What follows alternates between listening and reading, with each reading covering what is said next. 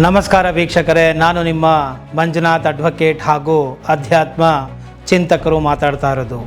ಈ ಒಂದು ಮಂಜುನಾಥ್ ಅಡ್ವೊಕೇಟ್ ಎಂಬುವಂತಹ ಕಾನೂನಿನ ಚಾನಲನ್ನು ಮತ್ತೆ ಈಗ ನೂತನವಾಗಿ ಜನರಿಗೆ ನ್ಯಾಯ, ನೀತಿ, ಧರ್ಮ ಇವುಗಳ ಪರಿಚಯ ಮಾಡಬೇಕು ಅಂತ ಹೇಳಿ ಈ ಒಂದು ಅಂತರ್ಯಾಮಿ ಸ್ಪಿರಿಚುಯಲ್ ಎಂಬುವಂತಹ ಹೊಸ ಚಾನಲನ್ನು ಓಪನ್ ಮಾಡಿದ್ದೇನೆ.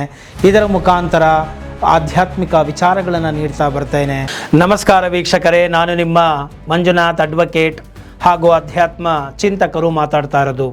ಇವತ್ತು ಇಡೀ ಕರ್ನಾಟಕದಾದ್ಯಂತ ಸೆನ್ಸೇಷನ್ ಆದಂತಹ ವೈರಲ್ ಆದಂತಹ ವಿಚಾರ ಅದು ಏನಪ್ಪ ಅಂತ ಹೇಳಿದ್ರೆ, ಧರ್ಮಸ್ಥಳದಲ್ಲಿ ಸೌಜನ್ಯ ಎಂಬುವಂತಹ ಹುಡುಗಿಯ ನಿಗೂಢ ಸಾವು.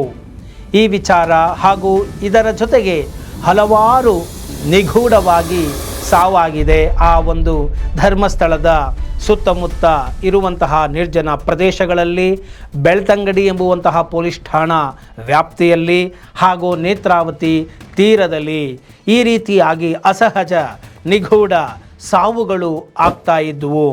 ಆ ಒಂದು ಸಾವುಗಳನ್ನು ನಾನು ಕಣ್ಣಾರೆ ನೋಡಿದ್ದೇನೆ. ಮತ್ತು ನಾನು ಆ ಒಂದು ಧರ್ಮಸ್ಥಳದ ತೀರದಲ್ಲಿ ಕೆಲಸ ಮಾಡುವಂತಹ ಆ ಸ್ವಚ್ಛತೆಯನ್ನು, ನೇತ್ರಾವತಿ ತೀರದ ದಡವನ್ನು, ತೀರವನ್ನು ನಾನು ಸ್ವಚ್ಛ ಮಾಡುವಂತಹ ಒಂದು ಕಾರ್ಮಿಕನಾಗಿ ಕೆಲಸ ನಾನು ನಿರ್ವಹಿಸ್ತಾ ಇದ್ದೆ. ಸೊ ಅಂತಹ ಸಂದರ್ಭಗಳು ಪ್ರಾರಂಭದಲ್ಲಿ ಚೆನ್ನಾಗೇ ಇತ್ತು. ತದನಂತರ ನಾನು ಈ ಒಂದು ಧರ್ಮಸ್ಥಳದ ಒಂದು ಆಡಳಿತ ಮಂಡಳಿಯ ಒಂದು ಮೇಲುಸ್ತುವಾರಿ ಅಥವಾ ದೊಡ್ಡವರು ಅಥವಾ ಉಸ್ತುವಾರಿ ವಹಿಸಿರುವಂತಹ ಮೇಲಧಿಕಾರಿಗಳ ಒಂದು ಆಣತಿಯ ಮೇರೆಗೆ ಈ ಒಂದು ನಿಗೂಢ ದೇಹಗಳನ್ನು, ಸಾವು ಆಗಿರುವಂತಹ ದೇಹಗಳನ್ನು ಊತಿಡುವುದೇ ನನ್ನ ಕೆಲಸ ಆಗೋಯಿತು. ನಾನು ಹಲವಾರುಗಳನ್ನು ನಾನು ಊತಿಟ್ಟಿದ್ದೇನೆ ಎಂಬುವಂತಹ ಒಂದು ಭಯಾನಕವಾದಂತಹ ಒಂದು ವಿಚಾರವನ್ನು ಒಬ್ಬ ಅಪರಿಚಿತ ವ್ಯಕ್ತಿಯು ಹೇಳಿಕೊಂಡು ವಕೀಲರ ಮುಖಾಂತರ ಬಂದು ಬೆಳ್ತಂಗಡಿ ಪೊಲೀಸ್ ಠಾಣೆಗೆ ದೂರನ್ನು ದಾಖಲು ಮಾಡಿದ್ದಾರೆ. ವಕೀಲರ ಮುಖಾಂತರ ಜುಲೈ 4ರಲ್ಲಿ ಅವರು ದೂರನ್ನು ಕೊಟ್ಟಿದ್ದಾರೆ. ಸೊ BNS 211A ಸೆಕ್ಷನ್ ಅಂಡರಲ್ಲಿ ಈ ಒಂದು ಕೇಸು ದಾಖಲಾಗಿದೆ. ಈ ಎಲ್ಲ ಆ ಒಂದು ಕಂಪ್ಲೇಂಟಿನಲ್ಲಿ ಅವರು ಏನು ಹೇಳಿದ್ದಾರೆ ಅಂತ ಹೇಳಿದರೆ, ಈ ಒಂದು ಮೊದಲು ನಾನು ಈ ಒಂದು ಕ್ಲೀನರ್ ಆಗಿ ಸ್ವಚ್ಛತವನ್ನು, ನೈರ್ಮಲ್ಯವನ್ನು ಕಾಪಾಡುವಂತಹ, ಅದನ್ನು ಶುಚಿಗೊಳಿಸುವಂತಹ ಕೆಲಸವನ್ನು ನಾನು ಮಾಡ್ತಾ ಇದ್ದೆ. ನಾನು ಸರಿಸುಮಾರು 1995ರಿಂದ 2014ರವರೆಗೆ, ಅಂದರೆ ಸರಿಸುಮಾರು 19 ವರ್ಷಗಳು ನಾನು ಅಲ್ಲಿ ಕಾರ್ಯವನ್ನು ಮಾಡಿದ್ದೇನೆ, ಕೆಲಸವನ್ನು ನಿರ್ವಹಿಸಿದ್ದೇನೆ. ಅಂತಹ ಒಂದು ಸಂದರ್ಭದಲ್ಲಿ ಮೊದಲು ನಾನು ಕೆಲಸವನ್ನು ಶುಚಿ ಮಾಡುವಂತಹ ನೈರ್ಮಲ್ಯದ ಕೆಲಸಗಳನ್ನು ಮಾಡ್ತಾ ಇದ್ದಾಗ ನದಿ ತೀರದಲ್ಲಿ, ದಡದಲ್ಲಿ ಸಾವುಗಳು ನಾನು ನೋಡ್ತಾ ಇದ್ದೆ. ಅವುಗಳನ್ನು ಇದು ಪುಣ್ಯಕ್ಷೇತ್ರ, ಧರ್ಮಸ್ಥಳ ಪುಣ್ಯಕ್ಷೇತ್ರ ಅಲ್ವಾ, ಹಾಗಾಗಿ ಇಲ್ಲಿ ಹೋದರೆ, ಜೀವ ಹೋದರೆ ನನಗೆ ಪುಣ್ಯ ಬರುತ್ತೆ ಅಂತ ಹೇಳಿ ಸಾಯ್ತಾ ಇರಬಹುದು, ಸಾವುಗಳು ಘಟಿಸಿರಬಹುದು, ಅಥವಾ ಕಾಲು ಜಾರಿ ಬಿದ್ದಿರಬಹುದು ಅಂತ ಹೇಳಿ ನಾನು ಮೊದಲು ಪ್ರಾರಂಭಗಳಲ್ಲಿ ಆ ಒಂದು ಹೆಣಗಳನ್ನು ಹೂತಿಡ್ತಾ ಇದೆ. ದೊಡ್ಡವರ ಆಣತಿಯ ಮೇರೆಗೆ ಹೂತಿಡ್ತಾ ಇದೆ. ಆದರೆ ಈಗ ನನಗೆ ಪದೇ ಹೋಗ್ತಾ ಗೊತ್ತಾಗ್ತಾ ಬಂತು, ಅಲ್ಲಿ ಹೆಚ್ಚಾಗಿ ಸಿಕ್ಕಿರುವಂತಹ ಈ ಒಂದು ಅಸಹಜ ಸಾವಿನ ಡೆಡ್ ಬಾಡಿಗಳು ಮಹಿಳೆಯರದ್ದೇ ಆಗಿದೆ. ಹಾಗೂ ಪುಟ್ಟ ಮಕ್ಕಳದು, 12 ವರ್ಷದ ಮಕ್ಕಳನ್ನು ಬಿಡದಂತೆ ಈ ಒಂದು ಕ್ರಿಯೆಗಳು ಘಟಿಸಿದೆ. ಸೊ ಈ ರೀತಿಯಾಗಿ ಆ ಒಂದು ದೇಹಗಳು ಸಿಕ್ಕಾಗ ನಾನು ಅದನ್ನು ನೋಡಿದಾಗ ನನಗೆ ಗೊತ್ತಾಗ್ತಾ ಇತ್ತು, ಆ ದೇಹದ ಮೇಲೆ ಪರ್ಚಿರುವಂತಹ ಗಾಯಗಳು ಇರ್ತಾ ಇದ್ವು. ಹಾಗೂ ಒಳ ಉಡುಪುಗಳೇ ಆ ದೇಹಗಳಲ್ಲಿ ಇರ್ತಾ ಇರಲಿಲ್ಲ, ವಸ್ತ್ರಗಳೆಲ್ಲ ಅಸ್ತವ್ಯಸ್ತವಾಗಿತ್ತು. ಹಾಗೂ ಆ ಒಂದು ಮಹಿಳೆಯರ, ಹೆಣ್ಣು ಮಕ್ಕಳ ಗುಹ್ಯಾಂಗಗಳಲ್ಲಿ ಗಾಯದ ಒಂದು ಛಾಯೆ ಅಲ್ಲಿ ಇತ್ತು. ಈ ರೀತಿಯಾಗಿ ನೋಡಿದಾಗ ಆ ಒಂದು ಹೆಣ್ಣು ಮಕ್ಕಳ, ಮಹಿಳೆಯರ ಮೇಲೆ ಅತ್ಯಾಚಾರ ಅಥವಾ ಈ ಒಂದು ಆಗಿರುವಂಥದ್ದು ಕಂಡು ಬರ್ತಾ ಇತ್ತು. ಲೈಂಗಿಕ ದೌರ್ಜನ್ಯ ಆಗಿರುವಂಥದ್ದು ಅದರ ಒಂದು ಮೇಲ್ನೋಟಕ್ಕೆ ನೋಡ್ತಾ ಇದ್ದಂಗೆ ಗೊತ್ತಾಗ್ತಾ ಇತ್ತು ಇಲ್ಲಿ ಲೈಂಗಿಕ ದೌರ್ಜನ್ಯ ಆಗಿದೆ ಅಂತ. ಹೀಗೆ ಗೊತ್ತಾದ್ರೂ ಕೂಡ ನನಗೆ ಆ ಒಂದು ಕೆಲಸಗಳನ್ನು ಹೇಳ್ತಾ ಇದ್ದರು, ನೀನು ಇದನ್ನು ಮಾಡಲೇಬೇಕು ಅಂತ ಹೇಳಿ. ಆಗ ನನಗೆ ಇಚ್ಛೆ ಇಲ್ಲದೆ ಇದ್ದರೂ ಕೂಡ ನಾನು ಆರಂಭದಲ್ಲಿ ಅದನ್ನು ಮಾಡ್ತಾ ಬರ್ತಾ ಇದೆ. ನಿರ್ಜನ ಪ್ರದೇಶಗಳಲ್ಲಿ ನಾನು ಆ ಒಂದು ಹೆಣಗಳನ್ನು ಹೂತಿಡ್ತಾ ಇದ್ದೆ. ಕೆಲವೊಂದು ಹೆಣಗಳನ್ನು ನಾನು ಸುಟ್ಟು ಅದನ್ನು ಕರಕಲು ಕೂಡ ಮಾಡಿದ್ದೇನೆ. ಯಾಕೆ ಅಂತ ಹೇಳಿದರೆ ಸಾಕ್ಷಿಗಳು ನಾಶ ಆಗಬೇಕು ಎಂಬುವಂತಹ ಕೆಲವು ಸ್ಪೆಸಿಫಿಕ್ ಇನ್ಸ್ಟ್ರಕ್ಷನ್ಗಳು ಬಂದಾಗ ಆ ಒಂದು ರೀತಿಯಲ್ಲಿ ದೇಹಗಳನ್ನು ಕೂಡ ಸುಟ್ಟಿದ್ದೇನೆ, ಕೆಲವನ್ನು ಹೂತಿದ್ದೇನೆ. ಈ ರೀತಿಯಾಗಿ ನಾನು ಮಾಡಿದ್ದೇನೆ. ಸೊ ಇದು ನನಗೆ ಬಲವಂತವಾಗಿ ನನ್ನ ಕೈಯಲ್ಲಿ ಮಾಡಿಸ್ತಾ ಇದ್ದರು. ಹೆದರಿಕೆಗಳನ್ನು ಬೆದರಿಕೆಗಳನ್ನು ಒಡ್ಡಿ ನಮಗೆ ನೀನು ಈ ಕೆಲಸಗಳನ್ನು ನೀನು ಮಾಡದೆ ಹೋದರೆ ಮೊದಲು ಈ ಕೆಲಸ ಯಾರು ಮಾಡ್ತಾಯಿದ್ರೋ ಆತನಿಗೂ ಕೂಡ ಇದೇ ಗತಿ ಆಗಿದೆ, ನೀನು ಮಾಡದೆ ಹೋದರೆ ನಿನಗೂ ನಿನ್ನ ಕುಟುಂಬದವ್ರಿಗೂ ಇದೇ ಗತಿ ಆಗುತ್ತೆ ಅಂತ ಹೇಳಿ ಹೆದರಿಸಿ ಬೆದರಿಸಿ ಅವರುಗಳನ್ನು ಆತನಿಂದ ಆ ಒಂದು ಕೃತ್ಯಗಳನ್ನು ಮಾಡಿಸ್ತಾ ಇದ್ದರು ಎಂಬುವಂತಹ ಅಭಿಪ್ರಾಯವನ್ನು ಆ ಒಂದು ಅಪರಿಚಿತ ವ್ಯಕ್ತಿಯು ವ್ಯಕ್ತಪಡಿಸಿದ್ದಾನೆ. ಹಾಗೂ ಬೆಳ್ತಂಗಡಿ ಪೊಲೀಸ್ ಠಾಣೆಗೆ ಆತನು ಜುಲೈ 4ರಂದು ದೂರನ್ನು ನೀಡಿದ್ದಾನೆ ವಕೀಲರ ಮುಖಾಂತರ. ಸೊ ಈ ಒಂದು ಸೆಕ್ಷನ್ನು ಏನಪ್ಪ ಅಂತ ಹೇಳಿದರೆ ಭಾರತೀಯ ನ್ಯಾಯ ಸಂಹಿತೆ ಅಥವಾ 211A ಈ ಒಂದು ಅಂಡರಲ್ಲಿ ಕೇಸು ದಾಖಲಾಗಿದೆ. ಸೊ ಈ ಒಂದು ಕೇಸನ್ನು 4ನೇ ತಾರೀಕಿನಲ್ಲಿ ವಕೀಲರ ಮುಖಾಂತರ ಕಳಿಸಿದ್ದರೂ ಕೂಡ ಆರೋಪವನ್ನು ಮಾಡಿದಂತಹ ದೂರುದಾರನು ಆತನೇ ಬಂದು ಠಾಣೆಗೆ ಬಂದು ದೂರನ್ನು ಕೊಡಲಿ, ಆಮೇಲೆ ನೋಡೋಣ ಅಂತ ಹೇಳಿ ಪೊಲೀಸರು ವೇಟ್ ಮಾಡ್ತಾಯಿದ್ರು. ಮತ್ತು ಯಾವುದೇ ರೀತಿಯಾದಂತಹ ಕ್ರಮಗಳನ್ನು ಇವತ್ತಿನವರೆಗೂ ಅವರು ತಗೊಂಡಿಲ್ಲ. ಯಾಕೆ ಅಂತ ಹೇಳಿದರೆ ದೂರುದಾರ ಬಂದು ಕಂಪ್ಲೇಂಟನ್ನು ಕೊಡಲಿ ಅಂತ ಹೇಳಿ ಕಾಯ್ತಾ ಇದ್ವಿ ಅಂತ ಹೇಳ್ತಾರೆ. ಸೊ ಈಗ ಅದೇ ಕಂಪ್ಲೇಂಟ್ ಕೊಟ್ಟಿರುವಂತಹ ದೂರುದಾರನು 11ನೇ ತಾರೀಕಿನಂದು ಇದೇ ತಿಂಗಳ 11ನೇ ತಾರೀಕಿನಲ್ಲಿ ಕೋರ್ಟಿಗೆ ನೇರವಾಗಿ ಹಾಜರಾಗಿ CRPC 164 ಸ್ಟೇಟ್ಮೆಂಟ್ ಅಂತ ನಾವೇನು ಕರಿತೇವೆ, ಆ ಒಂದು ಕನ್ಫೆಷನ್ ಸ್ಟೇಟ್ಮೆಂಟ್ ಅಂತೇಳಿ ಏಕಾಂಗಿಯಾಗಿ ಮ್ಯಾಜಿಸ್ಟ್ರೇಟ್ ದಂಡಾಧಿಕಾರಿಗಳ ಒಂದು ಸಮ್ಮುಖದಲ್ಲಿ ಕೊಡುವಂತಹ ಹೇಳಿಕೆ ಆಗಿದೆ. ಅಂತಹ ಸಂದರ್ಭಗಳಲ್ಲಿ ಇವರು ಸ್ಟೇಟ್ಮೆಂಟ್ಗಳನ್ನು ಕೊಡಬೇಕು ಅಂತ ಹೇಳಿ ಬಂದಾಗ ಈಗ ಅವರ ಹೇಳಿಕೆಗಳನ್ನು ತಗೊಂಡಿದ್ದಾರೆ. ಆ ಹೇಳಿಕೆಯಲ್ಲಿ ಈ ರೀತಿಯಾಗಿ ನಾನು ಈಗಾಗಲೇ ಹೇಳಿದ ಹಾಗೆ ಮೇಲಧಿಕಾರಿಗಳ ಅಥವಾ ದೊಡ್ಡವರು ಅಂತ ಅನಿಸಿಕೊಂಡಿರುವಂತಹವರುಗಳ ಇನ್ಸ್ಟ್ರಕ್ಷನ್ಗಳ ಮೇರೆಗೆ ನಾನು ಈ ಕೃತ್ಯಗಳನ್ನು ಮಾಡ್ತಾ ಬಂದಿದ್ದೇನೆ ಅಂತ ಹೇಳ್ತಾರೆ. ಇದು ಯಾವ ಒಂದು ಸಿನಿಮಾ ಸ್ಟೋರಿಯ ಒಂದು ಸೀರಿಯಲ್ ಕಿಲ್ಲರ್ ಸ್ಟೋರೀಸ್ಗಳಿಗೆ ಕಡಿಮೆ ಏನಿಲ್ಲ. ಆ ರೀತಿಯಾಗಿ ಇದು ಇದೆ, ಭಯಾನಕವಾಗಿ ಇದೆ. ಚಿತ್ರಣ ತುಂಬ ಚೆನ್ನಾಗಿಯೇ ಮೂಡಿ ಬಂದಿದೆ ಅಂತಲೂ ಕೂಡ ಹೇಳಬಹುದು. ಈ ಒಂದು ಕಥೆಯ ಚಿತ್ರಣ ಇದು ಕಥೆಯಾಗಿದ್ದರೆ ಇದು ಹೀಗೆ ಹೇಳಬಹುದು, ಆದರೆ ಇದು ಸತ್ಯವೇ ಆಗಿದ್ದರೆ ಇದು ತುಂಬ ಭಯಾನಕವಾದಂತಹ ಒಂದು ಕೃತ್ಯ. ಈ ಕೃತ್ಯಗಳನ್ನು ಮಾಡಿರುವಂತಹ ಎಲ್ಲರಿಗೂ ಕೂಡ ಘೋರವಾದಂತಹ ಶಿಕ್ಷೆ ಆಗಲೇಬೇಕು ಎಂಬುದು ಕೂಡ ನನ್ನ ಒಂದು ಆಗ್ರಹ ಆಗಿದೆ. ಸೊ ಹೀಗೆ ಆತನು ಹೇಳಿಕೆಗಳನ್ನು ಕೊಟ್ಟಿದ್ದಾನೆ, ಆರೋಪವನ್ನು ಮಾಡಿದ್ದಾನೆ. ಸೊ ಈ ಒಂದು ಆರೋಪ ಇದು ದೂರು ಮಾತ್ರ ಆಗಿದೆ. ಇದು ಈಗ ಪೊಲೀಸಿನವರು ಆರೋಪ ಮಾಡಿದ ಮೇಲೆ, ಕಂಪ್ಲೇಂಟನ್ನು ಮಾಡಿದ ಮೇಲೆ, 164 ಸ್ಟೇಟ್ಮೆಂಟನ್ನು ಹಾಕಿದ ಮೇಲೆ ಆ ಒಂದು ಸಾಕ್ಷಿಗಳನ್ನು ಸಾಕ್ಷ್ಯ ಅಧಿನಿಯಮದ ಅಡಿಯಲ್ಲಿ ಅವರಿಗೆ ಪೊಲೀಸ್ ಪ್ರೊಟೆಕ್ಷನ್ನು ಕೂಡ ಕೊಡಲಾಗಿದೆ. ನನಗೆ ರಕ್ಷಣೆಯನ್ನು ನೀಡಿದ್ದೆ ಆದಲ್ಲಿ ನಾನು ಎಲ್ಲರೂ ಯಾರ್ಯಾರು ಮಾಡಿಸಿದರು ನನ್ನ ಕೈಲಿ ಎಂಬುವಂಥ ಹೆಸರುಗಳನ್ನು ಕೂಡ ನಾನು ಬಹಿರಂಗಗೊಳಿಸುತ್ತೇನೆ. ಹಾಗೂ ಆ ಎಲ್ಲ ಊತಿಟ್ಟಿರುವ ಹೆಣಗಳನ್ನು ಕೂಡ ನಾನು ತೆಗೆದುಕೊಡ್ತೇನೆ. ಸೊ ನನಗೆ ರಕ್ಷಣೆಯನ್ನು ಕೊಡಬೇಕು ಅಂತ ಹೇಳಿ ಆತ ಕೇಳ್ಕೊಂಡಿದ್ದಾನೆ ಎಂಬುವಂತಹ ಮಾತುಗಳು ಬರ್ತಾ ಇದೆ ಸೋಷಿಯಲ್ ಮೀಡಿಯಾಗಳಲ್ಲಿ. ಸೊ ಇದು ನಿಮ್ಮ ಗಮನಕ್ಕೆ ಇರಲಿ ಅಂತ ಹೇಳಿ ನಾನು ಹೇಳ್ತಾ ಇದ್ದೇನೆ. ಅಂದರೆ 100 ಡೆಡ್ ಬಾಡಿಗಳನ್ನು ನಾನು ಹೂತಾಕಿದ್ದೇನೆ ಅಂತ ಹೇಳ್ತಾ ಇದ್ದಾನೆ. ಇದೆಲ್ಲವೂ ಕೂಡ it is all just allegations, it is not conclusion. ಇದನ್ನು ತಿಳಿದುಕೊಳ್ಳಬೇಕು. ಯಾರೋ ಒಬ್ಬರು ಭಾವನಾತ್ಮಕವಾಗಿ ವಿಡಿಯೋವನ್ನು ಮಾಡಿ ಹಾಕ್ತಾ ಇದ್ದಾರೆ, AI ಜನರೇಟ್ ಮಾಡಿಕೊಂಡು ಮಾಡ್ತಾ ಇದ್ದಾರೆ ಅಂಥೇಳಿ ಭಾವನಾತ್ಮಕವಾಗಿ ವರ್ತಿಸದೆ ಇಂತಹ ಒಂದು ಗಂಭೀರ ವಿಚಾರಗಳು ಬಂದಾಗ ನಾವು ತಾರ್ಕಿಕ ರೀತಿಯಲ್ಲಿ ಸಂಯಮವನ್ನು ಕಾದುಕೊಂಡು ಪೊಲೀಸಿನವರು ತನಿಖೆಯಾಗುವ ತನಕ ಅದನ್ನು ನೋಡಿ ಮತ್ತು ನ್ಯಾಯಾಲಯಗಳು ಏನು ತೀರ್ಪು ಕೊಡುತ್ತೆ ಅನ್ನೋದನ್ನು ನೋಡಿ ಕನ್ಕ್ಲೂಷನ್ ಆದಾಗ ನಾವು ಅದರ ಬಗ್ಗೆ ಮಾತನಾಡಿದರೆ ಒಳ್ಳೆಯದು. ಅಲ್ಲಿಯವರೆಗೂ ಈ ತರಹದ ಭಾವನಾತ್ಮಕ ವಿಚಾರಗಳಿಗೆ ತುಂಬ ಎಮೋಷನಲ್ ಆಗಿ ಭಾವೋದ್ವೇಗದಿಂದ ಭಾವನಾತ್ಮಕವಾಗಿ ಪ್ರತಿಕ್ರಿಯಿಸುವುದು ತಪ್ಪು ಅಂತ ನಾನು ಇಲ್ಲಿ ಹೇಳಲಿಕ್ಕೆ ಬಯಸ್ತೇನೆ. ಕಂಟ್ರೋಲಲ್ಲಿ ಇರಿ, IQ ಮತ್ತು EQ ಅನ್ನು ಮೇಂಟೈನ್ ಮಾಡಿ ಅಂತ ಕೂಡ ನಾನು ಇಲ್ಲಿ ಹೇಳ್ತೇನೆ. ಈಗಾಗಲೇ ಈ ವಿಚಾರಗಳಿಗೆ ಸಂಬಂಧಪಟ್ಟಂತೆ ಸೌಜನ್ಯ ಪ್ರಕರಣಕ್ಕೆ ಸಂಬಂಧಪಟ್ಟಂತೆ ಮತ್ತು ಈ ಒಂದು ಬ್ರೈನ್ ಮ್ಯಾಪಿಂಗ್ ಆಗಿರ್ಬೋದು, ಈ ಎಲ್ಲ ವಿಚಾರಗಳಿಗೂ ಸಂಬಂಧಪಟ್ಟಂತೆ ಪೊಲೀಸ್ ಎನ್ಕ್ವೈರಿ ಆಗಿ ಎಲ್ಲವೂ ಕೂಡ ಇದರ ಬಗ್ಗೆ ಸರಿಸುಮಾರು ವಿಡಿಯೋಗಳನ್ನು ಒಂದು 5-6 ವಿಡಿಯೋಗಳನ್ನು ಮಾಡಿ ಹಾಕಿದ್ದೇನೆ. ನೀವು ಅದನ್ನು ಕೂಡ ನೋಡಿಕೊಳ್ಳಬಹುದಾಗಿದೆ.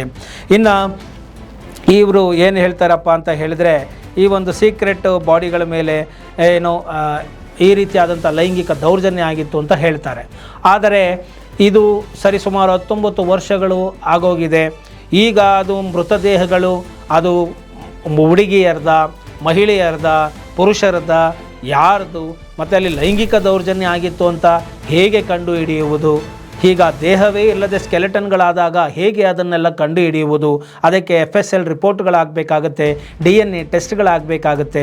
ಇದೆಲ್ಲ ಆದರೂ ಕೂಡ ನಾವು ಆ ಒಂದು ಏನು ಸತ್ಯದ ವರದಿಯು ಬರುವವರೆಗೂ ಕೂಡ ಕಾಯುವುದು ಒಳ್ಳೆಯದು ಎಂಬುದನ್ನು ನಾನು ನಿಮಗೆ ಇಲ್ಲಿ ಹೇಳ್ತಾ ಇದ್ದೇನೆ.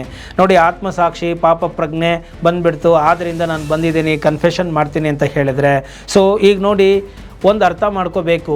ಇಲ್ಲಿ ನಾವು ಯಾವುದು ಸರಿ ಅಂತ ಈಗ ತೀರ್ಮಾನ ಮಾಡುವುದು ಬೇಡ. ಅದು ತೀರಾ ಅರ್ಲಿ ಸ್ಟೇಜ್ ಆಗೋಗ್ಬಿಡುತ್ತೆ. ಆದ್ದರಿಂದ ಈಗ ಬಂದಿದ್ದಾರೆ ಯಾವುದೋ ಒಬ್ಬ ವ್ಯಕ್ತಿ, ಅವ್ರು ಏನು ಆರೋಪ ಮಾಡಿದ್ದಾರೆ ನೋಡೋಣ. ಅದೇನಿದೆ ಡೆಡ್ ಬಾಡಿಗಳನ್ನು ತೆಗೆಸುವಂತಹ ಕೆಲಸ ಆಗಲಿ, ಶೀಘ್ರಗತಿಯಲ್ಲಿ ಆ ಡೆಡ್ ಬಾಡಿಗಳು ತೆಗೆಸಲಿ, ಅದನ್ನು FSL ರಿಪೋರ್ಟ್ಗೆ ಕಳಿಸಲಿ, DNA ಟೆಸ್ಟ್ ಮಾಡಿಸಲಿ, ಅದರ ಒಂದು ವರದಿಗಳು ಬರಲಿ, ಪ್ರಾಮಾಣಿಕ ತನಿಖೆಯಾಗಲಿ. ಪೊಲೀಸಿನವರು ಕೂಡ ಪ್ರಾಮಾಣಿಕವಾಗಿ ಕೆಲಸಗಳನ್ನು ಮಾಡಬೇಕಾಗತ್ತೆ. ನೋಡಿ, ಹೆಣ್ಣು ಮಕ್ಕಳ ಮಹಿಳೆಯರನ್ನು ಈ ರೀತಿಯಾಗಿ ಅಮಾನುಷವಾಗಿ ಬಳಸಿಕೊಂಡು ಪ್ರಾಣಿಗಳಂತೆ ವರ್ತಿಸಿ ಆ ಶವಗಳನ್ನು ಬಿಸಾಕಿದ್ದಾರೆ ಅಂದರೆ, ಒಂದು ಪಶುಗಳಿಗೂ ಸಿಗದಂತೆ ಪಶುಗಳನ್ನು ಎಲ್ಲೋ ಸತ್ತೋದ್ರೆ ಬೀದಿನಲ್ಲಿ ಹೊಡೆದಾಕ್ಬಿಟ್ರೆ ಅಥವಾ ಆಕ್ಸಿಡೆಂಟ್ ಆಗೋಗ್ಬಿಟ್ರೆ ಅದನ್ನು ತೆಗೆದು ಬಿಸಾಕೋ ಥರದಲ್ಲಿ ಗುಂಡಿ ತೆಗೆದು ಹಾಕ್ಬಿಟ್ಟಿದ್ದಾರೆ. ಆ ಆತ್ಮಗಳಿಗೆ ಸದ್ಗತಿ ಸಿಕ್ಕಿರೋದಿಲ್ಲ, ಶಾಂತಿ ಇರೋದಿಲ್ಲ. ಆದ್ದರಿಂದ ಈ ಒಂದು ಘಟನೆಯು ತುಂಬ ಘೋರವಾದದ್ದು. ಆದ್ದರಿಂದ ಯಾವುದೇ ಪೊಲೀಸರಾಗಲಿ ಅವರಿಗೂ ಒಂದು ಕುಟುಂಬ ಇರುತ್ತೆ, ವಕೀಲರಾಗಲಿ ಅವರಿಗೂ ಕುಟುಂಬ ಇರುತ್ತೆ. ಇದನ್ನು ನಿಷ್ಪಕ್ಷಪಾತವಾಗಿ ಪ್ರಾಮಾಣಿಕವಾಗಿ ಇದನ್ನು ತನಿಖೆಯನ್ನು ನಡೆಸಿ ಅಪರಾಧಿಗಳಿಗೆ ಶಿಕ್ಷೆ ಕೊಡಿಸಬೇಕು ಅಂತ ಹೇಳಿ ನಾನು ಇಲ್ಲಿ ಆಗ್ರಹವನ್ನು ಮಾಡ್ತಾ ಇದ್ದೇನೆ. ಹಾಗೂ ಈ ಒಂದು ಸಾಕ್ಷಿ ಬರುವವರೆಗೂ ತಾಳ್ಮೆಯನ್ನು ಕಾಯ್ದುಕೊಳ್ಳಬೇಕು ಅಂತಲೂ ಕೂಡ ಇಲ್ಲಿ ನಾನು ಹೇಳ್ತೇನೆ. ಸೊ ಇಲ್ಲಿ ಈ ಒಂದು ಏನು ಕಂಪ್ಲೇಂಟ್ಗಳನ್ನು ಬರೆದಿದ್ದಾರೆ ಇದೆಲ್ಲವನ್ನು ಕೂಡ ಒಂದು ಹೈಕೋರ್ಟ್ ವಕೀಲರಿಗೂ ಕೂಡ ಅವರು ಲಕೋಟೆಯಲ್ಲಿ ಕಳಿಸಿದ್ದಾರೆ. ಅಲ್ಲಿ ಅವರಿಗೆ ಕೊಟ್ಟು ಅದನ್ನು ಇರಿಸಿದ್ದೀನಿ ಅಂತ ಕೂಡ ಮಾಹಿತಿಯನ್ನು ಆ ಅಪರಿಚಿತ ವ್ಯಕ್ತಿಯು ಹೇಳ್ಕೊಂಡಿದ್ದಾನೆ. ಹಾಗೂ ಈ ಒಂದು ಕೇಸುಗಳಿಗೆ ಸಂಬಂಧಪಟ್ಟಂತೆ ಸಾಕಷ್ಟು ಊಹಾಪೋಹಗಳು ಓಡಾಡ್ತಾ ಇದೆ. ಏನೋ ಒಂದು AI ಜನರೇಟ್ ಮಾಡಿ AI ಮುಖಾಂತರ, ಆರ್ಟಿಫಿಷಿಯಲ್ ಇಂಟೆಲಿಜೆನ್ಸ್ ಅಂತ ಕರಿತೇವೆ, ಜನರೇಟ್ ಮಾಡೋ ಮುಖಾಂತರ ವಿಡಿಯೋಗಳು ಸೋಷಿಯಲ್ ಮೀಡಿಯಾಗಳಲ್ಲಿ ಬರ್ತಾ ಇದ್ದಾವೆ. ಇದೆಲ್ಲವನ್ನು ಕೂಡ ಸಾರ್ವಜನಿಕರು ಹಾಗಾಗಿ ಅಕ್ಸೆಪ್ಟ್ ಮಾಡಿಕೊಳ್ಳಬಾರದು. ಇದರ ತನಿಖೆಯಾಗಬೇಕು. ಸೊ ತನಿಖೆಯಾಗುವವರೆಗೂ ತಾಳ್ಮೆಯಿಂದ ಇರಿ. ಸತ್ಯ ಹೊರಗಡೆ ಬರಲಿ, ತಪ್ಪಾದವರಿಗೆ ಖಂಡಿತ ಶಿಕ್ಷೆ ಆಗಲಿ. ಅದನ್ನು ಬಿಟ್ಟು ಯಾರೋ ಒಬ್ಬರು ಕುತಂತ್ರಿಗಳು ಟೀಮ್ಗಳನ್ನು ಕಟ್ಟಿಕೊಂಡು ಏನಾದರೂ ಇದಕ್ಕೆ ಪ್ರಚೋದಿತ ರೀತಿಯಲ್ಲಿ ಮಾಡಿ ಇದರಲ್ಲಿ ಕಾನ್ಸ್ಪಿರಸಿಯನ್ನು ಇಟ್ಟುಕೊಂಡು ಸಂಚನ್ನು ರೂಪಿಸಿ ಬೇಡದ ಬೇಡಿಕೆಗಳನ್ನು ಇಟ್ಟುಕೊಂಡು ಯಾರೋ ಒಬ್ಬರನ್ನು ಬಳಸಿಕೊಂಡು ಈ ರೀತಿಯಾಗಿ ಮಾಡ್ತಾ ಇದ್ದಾರೆ ಅಂತಂದಾಗ ಆ ಒಂದು ಸತ್ಯ ಹೊರಗಡೆ ಬಿದ್ದರೆ ಅವರಿಗೂ ಕೂಡ ಶಿಕ್ಷೆ ಆಗಲಿ ಎಂಬುದನ್ನು ನಾನು ಈ ವಿಡಿಯೋ ಮುಖಾಂತರ ಸ್ಪಷ್ಟವಾಗಿ ಹೇಳ್ತಾ ಇದ್ದೇನೆ. ನ್ಯಾಯ ಗೆಲ್ಲಬೇಕು, ಸತ್ಯ ಗೆಲ್ಲಬೇಕೇ ಹೊರತು ಯಾವತ್ತೂ ಅನ್ಯಾಯ ಅಧರ್ಮವು ಗೆಲ್ಲಬಾರದು ಎಂಬುದು ನನ್ನ ಒಂದು ಅಭಿಲಾಷೆ ಆಗಿದೆ. ಸೊ ಇಂತಹದ್ದೇ ಒಂದು ಅಭಿಲಾಷೆಯನ್ನು ಹೊತ್ತಂತಹ ಒಬ್ಬರು ವಕೀಲರು. ಇದು ಕೇವಲ ಒಂದು ವ್ಯಕ್ತಿಗಳ ಒಂದು ಕೃತ್ಯ ಆಗಿಲ್ಲ. ಇದು ಸೀರೀಸ್ ಆಫ್ ಕಿಲ್ಲಿಂಗ್ಸ್ ಎಲ್ಲ ಆಗಿದೆ. ಆದ್ದರಿಂದ ನಾವು ಇದನ್ನು ಏನು ಮಾಡಬೇಕು ಅಂತ ಹೇಳಿದರೆ, ಇದನ್ನು ಸಾರ್ವಜನಿಕವಾಗಿಯೂ ಕೂಡ ಇದನ್ನು ನಾವು ಸರಿಯಾಗಿ ಹೇಳಬೇಕು ಮತ್ತು ಸಾರ್ವಜನಿಕ ಹಿತಾಸಕ್ತಿಯ ಅಂಡರಲ್ಲಿ ಈ ಒಂದು ಮೊಕದ್ದಮೆಯು ದಾಖಲಾಗಬೇಕು ಮತ್ತು ಇದನ್ನು ಸೂಕ್ತ ರೀತಿಯಲ್ಲಿ ತನಿಖೆಯನ್ನು ಮಾಡಬೇಕು. ಆದಷ್ಟು ಬೇಗ ಸಾಕ್ಷಿಗಳು ನಾಶ ಆಗದಂತೆ ಆ ಒಂದು ಹೂತಿಟ್ಟಿರುವ ಹೆಣಗಳನ್ನು ತೋರಿಸುವ ವ್ಯಕ್ತಿಯು ತೋರಿಸುವಂತೆ ಮಾಡಬೇಕು. ಆ ಹೆಣಗಳಿಗೆ ಯಾರು ಕಾರಣ, ಯಾರು ಕಾರಣರಾಗ್ತಾರೆ, ಹೇಗೆ ಕಾರಣರಾಗ್ತಾರೆ, ಅಲ್ಲಿ ಅದು ಹೆಣ್ಣುಮಕ್ಕಳದ ಹೆಂಗಸರದ, ಅಲ್ಲಿ ಏನು ಲೈಂಗಿಕ ದೌರ್ಜನ್ಯ ಆಗಿದೆ, ಅದೆಲ್ಲ ರಿಪೋರ್ಟ್ಗಳು ಬರೋದಕ್ಕೆ it takes its own time ಆಗುತ್ತೆ. ಮತ್ತು ಅಲ್ಲಿರೋದನ್ನ ಯಾರು ಮಾಡಿದ್ದಾರೆ ಅನ್ನೋದು ಕೂಡ ಗೊತ್ತಾಗಬೇಕಾಗತ್ತೆ. ಸೊ ಅದೇನೋ ಹೇಳ್ತಾರಲ್ಲ, ಯಾವುದೋ ಕೃತ್ಯ ನಡೆದಕ್ಕೆ ಯಾರೋ ಒಬ್ಬರ ಮೇಲೆ ನಾವು ಬೇಕಾಬಿಟ್ಟು ಆರೋಪಗಳನ್ನು ಮಾಡಲಿಕ್ಕೆ ಆಗೋದಿಲ್ಲ. ಅದೇನು ಹೇಳ್ತಾರಲ್ಲ, ಗಾಯದ ಮೇಲೆ ಬರೆ ಹಾಕೋದೇ ಜಾಸ್ತಿ, ಏನೋ ಏಟಾಗಿದ್ದ ಕಡೆನೇ ಏಟಾಗೋದು ಜಾಸ್ತಿ ಅಂತ ಹೇಳ್ತಾರೆ. ಹಾಗೆ ಸೊ ನಾವು ಯಾರೋ ಒಬ್ಬರು ಸಿಕ್ಕಿದ್ರು ಅಂತ ಹೇಳಿ ನಾವು ಸುಮ್ಮನೆ ನಾವು ಟಾರ್ಗೆಟ್ ಮಾಡೋದು ತಪ್ಪಾಗುತ್ತೆ. ಸೊ ತನಿಖೆಗಳು ಆಗಲಿ, ಸತ್ಯ ಹೊರಗಡೆ ಬರಲಿ, ತನಿಖೆ ಆಗಲಿ ಅನ್ನೋದು ನನ್ನ ಅಭಿಲಾಷೆ. ಇದೇ ತಕ್ಕ ಹಾಗೆ ಇನ್ವೆಸ್ಟಿಗೇಷನ್ ಸರಿಯಾಗಿ ನಡಿಬೇಕು ಅಂಥೇಳಿ ವಕೀಲರು ಕೂಡ, ಮಂಜುನಾಥ್ ಎಂಬುವಂತಹ ವಕೀಲರು ಕೂಡ ಚೀಫ್ ಮಿನಿಸ್ಟರ್ ಅವರಿಗೆ ಹಾಗೂ ಕರ್ನಾಟಕ ಹೈಕೋರ್ಟ್ ರಿಜಿಸ್ಟ್ರಾರ್ ಅವರುಗಳಿಗೆ ಹಾಗೂ ಲೋಕಾಯುಕ್ತಗೆ ಹಾಗೂ ಮಕ್ಕಳ ಮತ್ತು ಮಹಿಳಾ ರಕ್ಷಣಾ ವೇದಿಕೆಯಲ್ಲಿ ಇರ್ತಕ್ಕಂಥವರಿಗೆ, ಆ ಒಂದು ಅನ್ನಪೂರ್ಣ ಎಂಬುವಂತಹವರಿಗೆ ಅವ್ರಿಗೆ ಕೂಡ ಈ ಒಂದು ಕಂಪ್ಲೇಂಟ್ಗಳನ್ನು ನೀಡಲಾಗಿದೆ. ಜುಲೈ 4ರಂದು ನೀಡಿದಂತಹ ಈ ಕಂಪ್ಲೇಂಟಿನ ವಿಚಾರಗಳನ್ನು ಅವರಿಗೆ ತಿಳಿಸಿ ಕೊಟ್ಟಿದ್ದಾರೆ. ಆದ್ದರಿಂದ ಇದು ಉನ್ನತ ಮಟ್ಟದಲ್ಲಿ ತನಿಖೆಯು ಆಗಬೇಕು. ಸಾರ್ವಜನಿಕರ ಏನು ನೋವು ಅಂತ ಹೇಳಿದರೆ, ಈ ಬಡವರು ಅಂತ ಕೂಡಲೇ, ಮಹಿಳೆ ಅಂತ ಬಂದ ಕೂಡಲೇ ಅಲ್ಲಿ ಎಮೋಷನ್ ಬರುತ್ತೆ. ಸೊ ಅಲ್ಲಿ ಭಾವೋದ್ವೇಗದಲ್ಲಿ ವರ್ತಿಸ್ತಾ ಇದ್ದಾರೆ. ಆಕೆಗೆ ನ್ಯಾಯ ಸಿಗಬೇಕು ಅಂತ ಹೇಳಿ ಖಂಡಿತವಾಗ್ಲಿಯೂ ಹೋರಾಟ ಮಾಡ್ತಾ ಇದ್ದಾರೆ, ಧ್ವನಿ ಏರಿಸ್ತಾ ಇದ್ದಾರೆ. ಅಂತಹ ಎಲ್ಲ ಸಾರ್ವಜನಿಕರಿಗೂ ನನ್ನ ನಮನಗಳು ಇಲ್ಲಿ ಈ ಮುಖಾಂತರನೇ ಇರುತ್ತೆ. ಸೊ ಅವರ ಭಾವನೆಗೆ ನಾನು ಸ್ಪಂದಿಸ್ತೇನೆ ಹಾಗೂ ಅದನ್ನು ಗೌರವಿಸ್ತೇನೆ. ಮತ್ತು ಶ್ರೀಮಂತರು ಅಂದ ಕೂಡಲೇ ಅವರನ್ನು ಅಪರಾಧ ಪಟ್ಟಿಯಲ್ಲಿ ಕೂಡ ನೋಡಬಾರದು.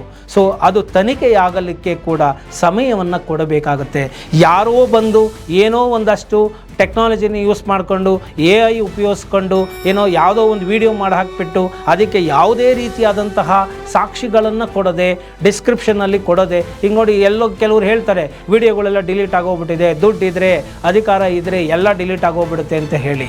ಖಂಡಿತ ಇಲ್ಲ. ನೋಡಿ, ನಾನು ಆ ಚಾನಲ್ ಹೆಸರು ಹೇಳಕ್ಕೆ ಹೋಗೋದಿಲ್ಲ. ನಾರ್ತ್ ಇಂಡಿಯಾದಲ್ಲಿ ಆತ ಸಾಕಷ್ಟು ಪ್ರಧಾನಮಂತ್ರಿ ಮೋದಿಯವರ ವಿರುದ್ಧ ಸಾಕಷ್ಟು ವಿಡಿಯೋಗಳನ್ನು ಮಾಡಿ ಹಾಕಿದ್ರು.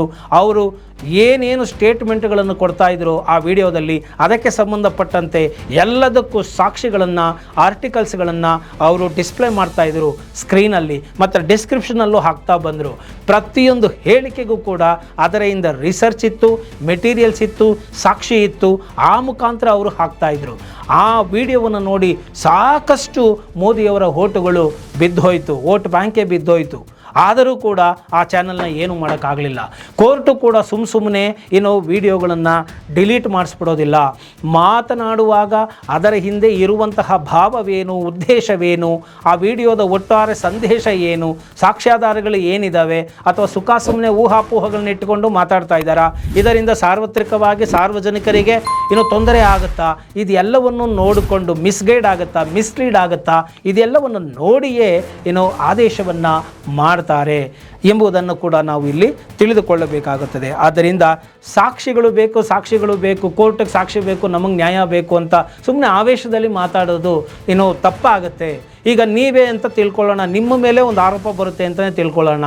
ಅದಕ್ಕೆ ಸಾಕ್ಷಿಗಳು ಬೇಡ ಅಂತ ಹೇಳಿಬಿಟ್ರೆ ಹೇಗೆ? 100 ಜನ ಬಂದು ಎಮೋಷ್ನಲ್ ಆಗಿ ಒಂದು ಟೀಮ್ ಕಟ್ಕೊಂಡು ಏನೋ ಒಂದು ಮಾತಾಡ್ಬಿಡ್ತಾರೆ, ಏನೋ ಒಂದು ಮೀಡಿಯಾ ಮಾಡಿ ವಿಡಿಯೋದಲ್ಲಿ ಹಾಕ್ಬಿಡ್ತಾರೆ ಅಂತ ಹೇಳಿ ನಿಮ್ಮನ್ನು ಆರೋಪಿ ಅಂತ ಕರೆದ್ರೆ ನೀವು ಒಪ್ತೀರಾ? ನೀವು ಅವಾಗೇನು ಮಾತಾಡ್ತೀರಾ?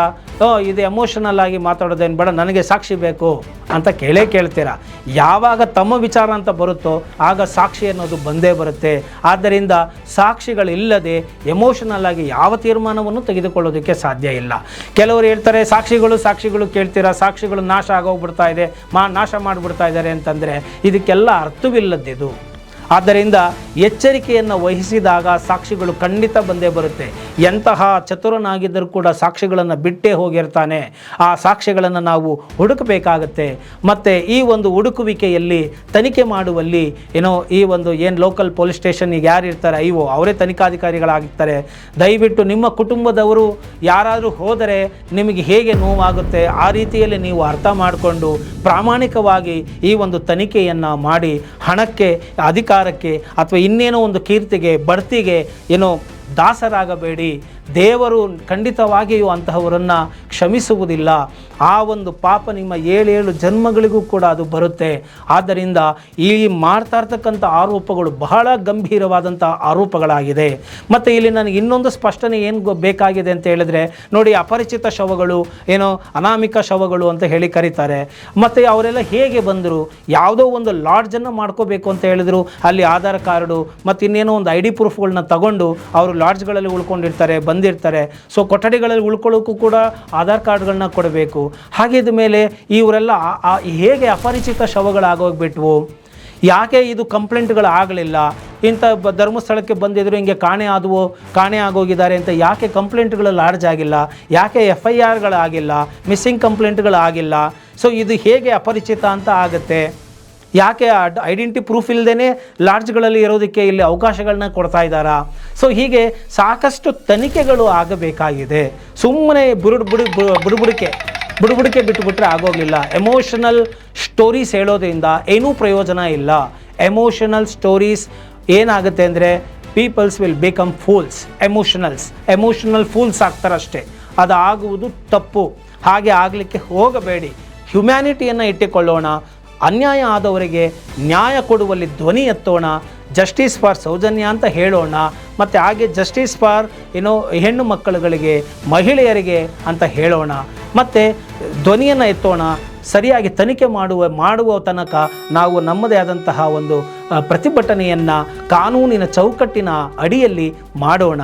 ಅದನ್ನು ಬಿಟ್ಟು ನಾವು ಕೋರ್ಟಿನ ಆದೇಶವನ್ನು ಗೌರವಿಸದೆ ಅಥವಾ ವಾಕ್ಸ್ವಾತಂತ್ರ್ಯದ ದುರುಪಯೋಗವನ್ನು ಮಾಡಿಕೊಂಡು ಬೇಕಾಬಿಟ್ಟು ವಾಚಾಮನ ಮಾತಾಡಿಕೊಂಡು ಕೂರೋದ್ರಿಂದ ಯಾವ ಪ್ರಯೋಜನವೂ ಇಲ್ಲ ಎಂಬುವಂತಹ ಮಾತುಗಳನ್ನು ನಾನು ಈ ಒಂದು ವಿಷಯಕ್ಕೆ ಸಂಬಂಧಪಟ್ಟಂತೆ ಹೇಳ್ತಾ, ಈ ವಿಡಿಯೋ ಮುಖಾಂತರ ಆ ಒಂದು ಸತ್ತ ಆತ್ಮಗಳಿಗೆ ಸದ್ಗತಿ ಸಿಗುವಂತಾಗಲಿ, ಶಾಂತಿ ಸಿಗುವಂತಾಗಲಿ, ಆ ಪರಮಾತ್ಮನ ಕೃಪೆಯು ಸಿಗಲಿ. ಮತ್ತು ಆ ಆತ್ಮಗಳಿಗೆ ಶಾಂತಿ ಸಿಗಬೇಕಾದರೆ ಆ ಒಂದು ಪಾಪದ ಕೃತ್ಯವನ್ನು ಮಾಡಿದಂತಹವರ ಸತ್ಯವನ್ನು ಬಟಾಬಯಲು ಮಾಡುವಂತೆ ಆ ಪರಮಾತ್ಮನು ಅನುಗ್ರಹಿಸಲಿ, ಅಂತಹ ವಾತಾವರಣವನ್ನು ಕೊಡಲಿ, ಅಂತಹ ಸತ್ಯ ಶೋಧನೆಗಾಗಿ ಇರುವಂಥ ಅಧಿಕಾರಿಗಳಲ್ಲಿ ಅಂತಹ ಮನಸ್ಸನ್ನು ಕೊಡುವಂತಾಗಲಿ ಅಂತ ಹೇಳ್ತಾ ಆ ಪರಮಾತ್ಮನಲ್ಲೂ ಪ್ರಾರ್ಥನೆ ಮಾಡ್ತಾ ನಾನು ಈ ವಿಡಿಯೋವನ್ನು ಮುಗಿಸ್ತಾ ಇದ್ದೀನಿ. ಜೈ ಹಿಂದ್, ಜೈ ಕರ್ನಾಟಕ ಮಾತೆ.